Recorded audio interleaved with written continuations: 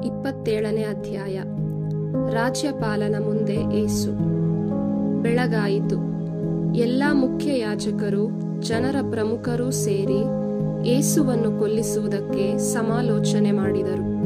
ಅಂತೆಯೇ ಏಸುವಿಗೆ ಬೇಡಿ ಹಾಕಿಸಿ ಅವರನ್ನು ರಾಜ್ಯಪಾಲ ಪಿಲಾತನ ಬಳಿಗೆ ಕರೆದೊಯ್ದು ಅವನ ವಶಕ್ಕೆ ಒಪ್ಪಿಸಿದರು. ಯೂದನ ದುರ್ಮರಣ.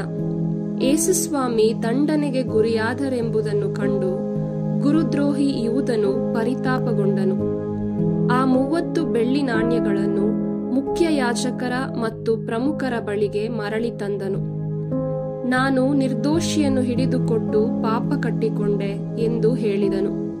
ಅದಕ್ಕೆ ಅವರು, ಅದರಿಂದ ನಮಗೇನು, ಅದನ್ನು ನೀನೇ ನೋಡಿಕೋ ಎಂದು ಬಿಟ್ಟರು. ಆಗ ಅವನು ಆ ಹಣವನ್ನು ದೇವಾಲಯದಲ್ಲೇ ಎಸೆದು ಹೊರಟು ಹೋಗಿ ನೇಣು ಹಾಕಿಕೊಂಡು ಸತ್ತನು. ಮುಖ್ಯ ಯಾಜಕರು ಆ ಹಣವನ್ನು ತೆಗೆದುಕೊಂಡು, ಇದು ರಕ್ತದ ಕ್ರಯ, ಇದನ್ನು ಕಾಣಿಕೆ ಕೋಶದಲ್ಲಿ ಹಾಕುವುದು ಸರಿಯಲ್ಲ ಎಂದುಕೊಂಡರು. ಕಡೆಗೆ ಒಂದು ನಿರ್ಧಾರಕ್ಕೆ ಬಂದರು. ಪರದೇಶಿಗಳನ್ನು ಹೂಳುವುದಕ್ಕೋಸ್ಕರ ಕುಂಬಾರನ ಹೊಲವನ್ನು ಆ ಹಣ ಕೊಟ್ಟು ಕೊಂಡುಕೊಂಡರು. ಈ ಕಾರಣದಿಂದಲೇ ಅದನ್ನು ನೆತ್ತರ ನೆಲ ಎಂದು ಇಂದಿಗೂ ಕರೆಯಲಾಗುತ್ತಿದೆ.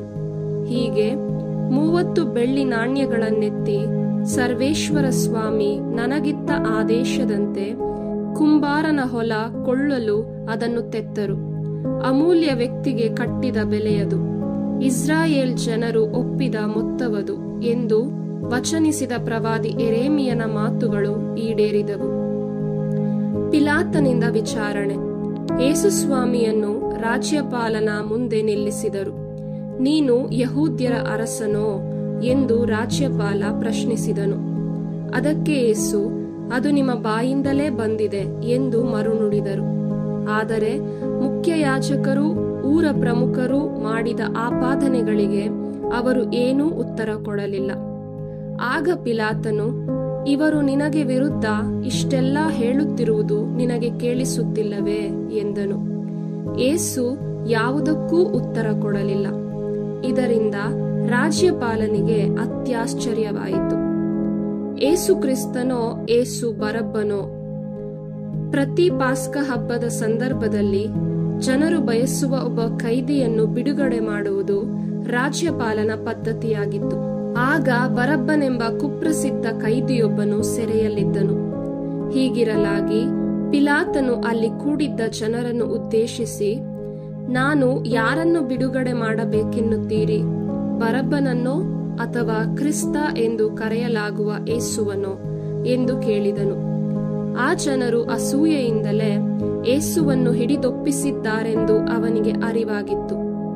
ಅದೂ ಅಲ್ಲದೆ ಪಿಲಾತನು ನ್ಯಾಯಪೀಠದಲ್ಲಿ ಕುಳಿತಿರುವಾಗ, ನೀವು ಆ ಸತ್ಪುರುಷನ ತಂಟೆಗೆ ಹೋಗಬೇಡಿ, ಆತನ ದೆಸೆಯಿಂದ ಕಳೆದ ರಾತ್ರಿ ಕನಸಿನಲ್ಲಿ ಬಹಳ ಸಂಕಟಪಟ್ಟಿದ್ದೇನೆ ಎಂದು ಅವನ ಪತ್ನಿ ಹೇಳಿ ಕಳುಹಿಸಿದಳು.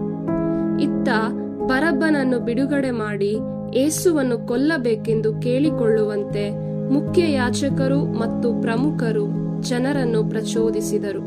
ರಾಜ್ಯಪಾಲನು ಪುನಃ ಜನರ ಗುಂಪನ್ನು ನೋಡಿ, ಈ ಇಬ್ಬರಲ್ಲಿ ಯಾರನ್ನು ನಿಮಗೆ ಬಿಟ್ಟುಕೊಡಲಿ ಎಂದು ಕೇಳಿದನು. ಅದಕ್ಕೆ ಅವರು, ಬರಬ್ಬನನ್ನೇ ಎಂದು ಉತ್ತರ ಕೊಟ್ಟರು. ಹಾಗಾದರೆ ಕ್ರಿಸ್ತ ಎಂದು ಕರೆಯಲಾಗುವ ಏಸುವನ್ನು ಏನು ಮಾಡಲಿ ಎಂದು ಪಿಲಾತನು ಮರುಪ್ರಶ್ನೆ ಹಾಕಿದನು. ಅವರೆಲ್ಲರೂ ಅವನನ್ನು ಶಿಲುಬೆಗೇರಿಸಿ ಎಂದು ಉತ್ತರಿಸಿದರು. ಏಕೆ, ಇವನೇನು ಕೇಡು ಮಾಡಿದ್ದಾನೆ ಎಂದು ಪಿಲಾತನು ಕೇಳಲು, ಶಿಲುಬೆಗೇರಿಸಿ ಶಿಲುಬೆಗೇರಿಸಿ ಎಂದು ಅವರು ಇನ್ನೂ ಹೆಚ್ಚಾಗಿ ಆರ್ಭಟಿಸಿದರು. ಕೈ ತೊಳೆದುಕೊಂಡರೆ ಕರ್ತವ್ಯ ನೀಗಿತೆ. ಪಿಲಾತನು ತನ್ನ ಪ್ರಯತ್ನದಿಂದ ಏನೂ ಫಲಿಸುತ್ತಿಲ್ಲವೆಂದು, ಅದಕ್ಕೆ ಬದಲಾಗಿ ದಂಗೆ ಏಳುವ ಸೂಚನೆ ಇದೆ ಎಂದು ಮನಗಂಡನು.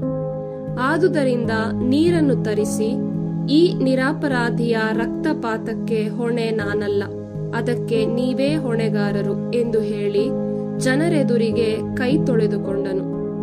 ಅದಕ್ಕೆ ಜನರೆಲ್ಲರೂ, ಅವನ ರಕ್ತ ನಮ್ಮ ಮೇಲೂ ನಮ್ಮ ಮಕ್ಕಳ ಮೇಲೂ ಇರಲಿ ಎಂದು ಕೂಗಿಕೊಂಡರು. ಬಳಿಕ ಪಿಲಾತನು ಅವರ ಇಷ್ಟದಂತೆಯೇ ಬರಬ್ಬನನ್ನು ಬಿಟ್ಟುಕೊಟ್ಟನು. ಯೇಸುವನ್ನು ಕೊರಡೆಗಳಿಂದ ಹೊಡೆಸಿ ಶಿಲುಬೆಗೇರಿಸಲು ಒಪ್ಪಿಸಿಬಿಟ್ಟನು. ಸೈನಿಕರ ಕುಚೋದ್ಯ. ರಾಜ್ಯಪಾಲನ ಸೈನಿಕರು ಯೇಸುಸ್ವಾಮಿಯನ್ನು ರಾಜಭವನದ ಒಳಕ್ಕೆ ಕರೆದೊಯ್ದರು. ಅವರ ಸೈನ್ಯ ಪಡೆಯೆಲ್ಲವೂ ಸ್ವಾಮಿಯನ್ನು ಸುತ್ತುಗಟ್ಟಿತು. ಸೈನಿಕರು ಅವರ ಉಡುಪನ್ನು ಸುಲಿದು ಕಡುಗೆಂಪು ಮೇಲಂಗಿಯೊಂದನ್ನು ಅವರಿಗೆ ಹೊದಿಸಿದರು. ಮುಳ್ಳಿನಿಂದ ಒಂದು ಕಿರೀಟವನ್ನು ಹೆಣೆದು ಅವರ ತಲೆಯ ಮೇಲೆ ಇರಿಸಿದರು. ಕೈಗೆ ಒಂದು ಕೋಲನ್ನು ಕೊಟ್ಟರು. ಆಮೇಲೆ ಅವರ ಮುಂದೆ ಮೊಣಕಾಲೂರಿ, ಯಹೂದ್ಯರ ಅರಸನಿಗೆ ಜಯವಾಗಲಿ ಎಂದು ಹೇಳಿ ಪರಿಹಾಸ್ಯ ಮಾಡಿದರು. ಅವರ ಮೇಲೆ ಉಗುಳಿದರು. ಆ ಕೋಲನ್ನು ಕಿತ್ತುಕೊಂಡು ತಲೆಯ ಮೇಲೆ ಹೊಡೆದರು. ಹೀಗೆ ಪರಿಹಾಸ್ಯ ಮಾಡಿದ ಆದ ಮೇಲೆ ಹೊದಿಸಿದ್ದ ಮೇಲಂಗಿಯನ್ನು ತೆಗೆದುಹಾಕಿ ಅವರ ಉಡುಪನ್ನೇ ಪುನಃ ತೊಡಿಸಿದರು. ಬಳಿಕ ಅವರನ್ನು ಶಿಲುಬೆಗೇರಿಸಲು ಕರೆದೊಯ್ದರು. ಗೋಲ್ಗೋಥಾಕ್ಕೆ ಯಾತ್ರೆ. ಸೈನಿಕರು ಯೇಸುಸ್ವಾಮಿಯನ್ನು ಕರೆದುಕೊಂಡು ಊರ ಹೊರಗೆ ಹೋಗುತ್ತಿದ್ದಾಗ ಸಿರೇನ್ ಪಟ್ಟಣದ ಸಿಮೋನ್ ಎಂಬಾತನನ್ನು ಕಂಡರು. ಯೇಸುವಿನ ಶಿಲುಬೆಯನ್ನು ಹೊತ್ತು ಬರುವಂತೆ ಅವನನ್ನು ಬಲವಂತ ಮಾಡಿದರು. ಅವರೆಲ್ಲರೂ ಗೋಲ್ಗೋಥಾ ಎಂಬ ಸ್ಥಳಕ್ಕೆ ಬಂದು ಸೇರಿದರು. ಗೋಲ್ಗೋಥಾ ಎಂದರೆ ಕಪಾಲ ಸ್ಥಳ ಎಂದು ಅರ್ಥ. ಅಲ್ಲಿ ಕಹಿ ಬೆರೆಸಿದ ದ್ರಾಕ್ಷಾರಸವನ್ನು ಯೇಸುವಿಗೆ ಕುಡಿಯಲು ಕೊಟ್ಟರು. ಅವರು ಅದನ್ನು ರುಚಿ ನೋಡಿ ಕುಡಿಯಲು ಇಚ್ಛಿಸಲಿಲ್ಲ. ಯೇಸುವನ್ನು ಶಿಲುಬೆಗೇರಿಸಿದ ಬಳಿಕ ಅವರ ಉಡುಪಿಗಾಗಿ ಸೈನಿಕರು ಚೀಟು ಹಾಕಿ ತಮ್ಮ ತಮ್ಮೊಳಗೆ ಹಂಚಿಕೊಂಡರು.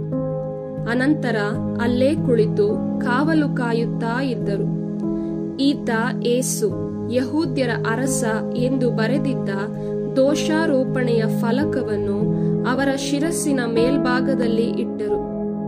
ಯೇಸುವಿನ ಬಲಗಡೆ ಒಬ್ಬನು, ಎಡಗಡೆ ಒಬ್ಬನು, ಹೀಗೆ ಇಬ್ಬರು ಕಳ್ಳರನ್ನು ಅವರ ಸಂಗಡ ಶಿಲುಬೆಗೇರಿಸಿದರು. ಪಕ್ಕದಲ್ಲಿ ಹಾದು ಹೋಗುತ್ತಿದ್ದ ಜನರು ತಲೆಯಾಡಿಸುತ್ತಾ, ಮಹಾದೇವಾಲಯವನ್ನು ಕೆಡವಿ 3 ದಿನಗಳಲ್ಲಿ ಅದನ್ನು ಮತ್ತೆ ಕಟ್ಟಬಲ್ಲವನೇ, ಈಗ ನಿನ್ನನ್ನು ನೀನೇ ರಕ್ಷಿಸಿಕೊ. ನೀನು ದೇವರ ಪುತ್ರನಾದರೆ ಶಿಲುಬೆಯಿಂದ ಇಳಿದು ಬಾ ಎಂದು ಮೂದಲಿಸಿದರು.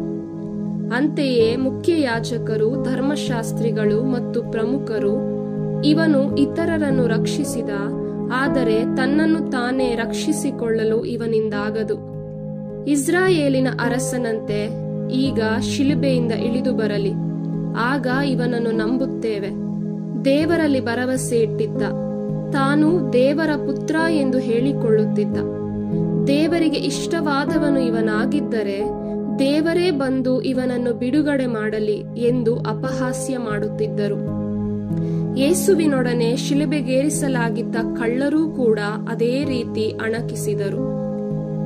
ನಿಶ್ಚಯವಾಗಿ ಇವರು ದೇವರ ಕುಮಾರ. ಆಗ ನಡು ಮಧ್ಯಾಹ್ನ ಆಗಿನಿಂದ 3 ಗಂಟೆಯವರೆಗೂ ನಾಡಿನಲ್ಲೆಲ್ಲ ಕತ್ತಲೆ ಕವಿಯಿತು. ಸುಮಾರು 3 ಗಂಟೆಯ ಸಮಯದಲ್ಲಿ ಯೇಸುಸ್ವಾಮಿ, ಏಲಿ ಏಲಿ ಲಮಾ ಸಬಕ್ತಾನಿ, ಅಂದರೆ ನನ್ನ ದೇವರೇ, ನನ್ನ ದೇವರೇ, ನನ್ನನ್ನೇಕೆ ಕೈಬಿಟ್ಟಿರಿ ಎಂದು ಗಟ್ಟಿಯಾಗಿ ಕೂಗಿಕೊಂಡರು. ಅಲ್ಲಿ ನಿಂತಿದ್ದವರಲ್ಲಿ ಕೆಲವರು ಇದನ್ನು ಕೇಳಿ, ಇವನು ಎಲಿಯನನ್ನು ಕರೆಯುತ್ತಿದ್ದಾನೆ ಎಂದರು. ಕೂಡಲೇ ಅವರಲ್ಲೊಬ್ಬನು ಓಡಿ ಹೋಗಿ ಸ್ಪಂಜನ್ನು ತೆಗೆದುಕೊಂಡು ಬಂದು ಅದನ್ನು ಉಳಿರಸದಲ್ಲಿ ತೋಯಿಸಿ ಒಂದು ಕೋಲಿನ ತುದಿಗೆ ಸಿಕ್ಕಿಸಿ ಯೇಸುವಿಗೆ ಕುಡಿಯಲು ಕೊಟ್ಟನು. ಮಿಕ್ಕವರು, ತಾಳು, ಇವನನ್ನು ರಕ್ಷಿಸಲು ಎಲಿಯನು ಬರುವನೋ ನೋಡೋಣ ಎಂದರು. ಯೇಸುಸ್ವಾಮಿ ಮತ್ತೊಮ್ಮೆ ಗಟ್ಟಿಯಾಗಿ ಕೂಗಿ ಹಸು ನೀಗಿದರು. ಆಗ ಇಗೋ, ಮಹಾದೇವಾಲಯದ ತೆರೆಯು ಮೇಲಿಂದ ಕೆಳಗಿನವರೆಗೆ ಇಬ್ಬಾಗವಾಗಿ ಸೀಳಿ ಹೋಯಿತು. ಭೂಮಿ ನಡುಗಿತು, ಬಂಡೆಗಳು ಸಿಡಿದವು, ಸಮಾಧಿಗಳು ತೆರೆದುಕೊಂಡವು. ನಿಧನ ಹೊಂದಿದ್ದ ಅನೇಕ ಭಕ್ತರ ದೇಹಗಳು ಜೀವಂತವಾಗಿ ಎದ್ದವು. ಹೀಗೆ ಎದ್ದವರು ಸಮಾಧಿಗಳಿಂದ ಹೊರಗೆ ಬಂದು ಯೇಸು ಪುನರುತ್ಥಾನ ಹೊಂದಿದ ಬಳಿಕ ಪವಿತ್ರ ನಗರಕ್ಕೆ ಹೋಗಿ ಅನೇಕರಿಗೆ ಕಾಣಿಸಿಕೊಂಡರು. ಶತಾಧಿಪತಿ ಮತ್ತು ಅವನ ಸಂಗಡ ಯೇಸುವನ್ನು ಕಾಯುತ್ತಿದ್ದವರು ಭೂಕಂಪವನ್ನು, ನಡೆದುದೆಲ್ಲವನ್ನೂ ಕಂಡು ಭಯಭ್ರಾಂತರಾದರು. ಸತ್ಯವಾಗಿಯೂ ಈತ ದೇವರ ಪುತ್ರನೇ ಸರಿ ಎಂದರು. ಯೇಸುವನ್ನು ಗಲಿಲೇಯದಿಂದ ಹಿಂಬಾಲಿಸಿ ಬಂದಿದ್ದ ಹಾಗೂ ಅವರ ಸೇವೆ ಮಾಡಿದ ಮಹಿಳೆಯರೂ ಅಲ್ಲಿದ್ದರು. ಅವರು ಇದೆಲ್ಲವನ್ನು ದೂರದಿಂದ ನೋಡುತ್ತಾ ಇದ್ದರು. ಅವರಲ್ಲಿ ಮಗ್ದಲದ ಮರಿಯಳು, ಯಾಕೋಬ ಹಾಗೂ ಜೋಸೇಫನ ತಾಯಿ ಮರಿಯಳು ಮತ್ತು ಜೆಬೆದಾಯನ ಮಕ್ಕಳ ತಾಯಿ ಇದ್ದರು. ಸ್ವಾಮಿಯ ಸಮಾಧಿ. ಸಂಜೆಯಾಯಿತು. ಅರಿಮತಾಯ ಊರಿನ ಜೋಸೆಫ್ ಎಂಬ ಒಬ್ಬ ಧನವಂತನು ಅಲ್ಲಿಗೆ ಬಂದನು. ಈತನೂ ಸಹ ಯೇಸುವಿನ ಶಿಷ್ಯನಾಗಿದ್ದನು. ಈತ ಪಿಲಾತನ ಬಳಿಗೆ ಹೋಗಿ ಯೇಸುವಿನ ಪಾರ್ಥಿವ ಶರೀರವನ್ನು ತನಗೆ ಕೊಡಿಸಬೇಕೆಂದು ಬೇಡಿದನು. ಪಿಲಾತನು ಅದನ್ನು ಅವನಿಗೆ ಕೊಡುವಂತೆ ಅಪ್ಪಣೆ ಮಾಡಿದನು. ಜೋಸೆಫ್ ಅದನ್ನು ತೆಗೆದುಕೊಂಡು ಶುದ್ಧವಾದ ನಾರುಮಡಿ ವಸ್ತ್ರದಿಂದ ಸುತ್ತಿದನು. ತನಗೆಂದು ಬಂಡೆಯಲ್ಲಿ ಕೊರೆಯಲಾಗಿದ್ದ ಹೊಸ ಸಮಾಧಿಯಲ್ಲಿ ಅದನ್ನು ಇರಿಸಿದನು. ಆ ಸಮಾಧಿಯ ದ್ವಾರಕ್ಕೆ ಒಂದು ದೊಡ್ಡ ಕಲ್ಲನ್ನು ಉರುಳಿಸಿ ಹೊರಟು ಹೋದನು. ಮಗ್ದಲದ ಮರಿಯಳು ಮತ್ತು ಆ ಇನ್ನೊಬ್ಬ ಮರಿಯಳು ಅಲ್ಲೇ ಸಮಾಧಿಗೆ ಎದುರಾಗಿ ಕುಳಿತುಕೊಂಡಿದ್ದರು. ಸಾವಿಗೆ ಸಮಾಧಿಯ ಸಾಕ್ಷಿ.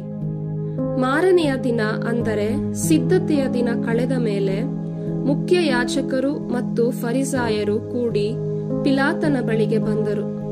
ಸ್ವಾಮಿ, ಆ ಮೋಸಗಾರ ಬದುಕಿದ್ದಾಗ 3 ದಿನಗಳಾದ ಮೇಲೆ ನಾನು ಪುನರ್ಜೀವಂತನಾಗಿ ಏಳುವೆನು ಎಂದು ಹೇಳಿದ್ದು ನಮಗೆ ಜ್ಞಾಪಕದಲ್ಲಿದೆ. ಆದ್ದರಿಂದ 3ನೆಯ ದಿನದ ತನಕ ಅವನ ಸಮಾಧಿಗೆ ಭದ್ರವಾದ ಕಾವಲಿರಿಸಲು ಅಪ್ಪಣೆಯಾಗಬೇಕು. ಇಲ್ಲದಿದ್ದರೆ ಅವನ ಶಿಷ್ಯರು ಅವನನ್ನು ಕದ್ದುಕೊಂಡು ಹೋಗಿ ಸತ್ತವನು ಬದುಕಿ ಬಂದಿದ್ದಾನೆ ಎಂದು ಜನರಿಗೆ ಹೇಳಬಹುದು. ಆಗ ಮೊದಲನೆಯ ಮೋಸಕ್ಕಿಂತ ಕಡೆಯದೇ ಕಡು ಮೋಸವಾದೀತು ಎಂದು ಕೇಳಿಕೊಂಡರು. ಪಿಲಾತನು ಅವರಿಗೆ, ಕಾವಲುಗಾರರು ಇದ್ದಾರಲ್ಲವೇ, ಹೋಗಿ ನಿಮಗೆ ಬೇಕಾದಂತೆ ಭದ್ರಪಡಿಸಿಕೊಳ್ಳಿ ಎಂದನು. ಅವರು ಹೋಗಿ ಸಮಾಧಿಯ ಕಲ್ಲಿಗೆ ಮುದ್ರೆ ಹಾಕಿ ಕಾವಲಿರಿಸಿ ಸಮಾಧಿಯನ್ನು ಸುಭದ್ರಪಡಿಸಿದರು.